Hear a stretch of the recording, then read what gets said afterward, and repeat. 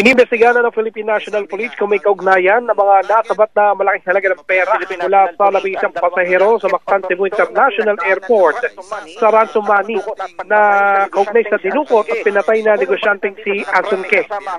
Ayon kay PNP spokesperson, Police Brigadier General Jean Pajardo, nakapangalan sa White Horse Club ang ipresentang sertifikasyon ng mga pasahero mula sa kasino kung saan sinasabing napanalunan ang bitbit nilang malaking halaga ng pera. Ang White Horse Club ay isa sa mga junket operator na sinasabing pinagdaanan ng ransom money kay Anson Ke. Aabot sa 400 milyong pisong halaga ng cash, $168,000 at 1,000 Hong Kong dollars bill ang nasabat mula sa 7 maleta na bitbit ng mga naturang pasahero na galing Cebu na bibiyay sana patong Maynila sa isang private plane kagabi.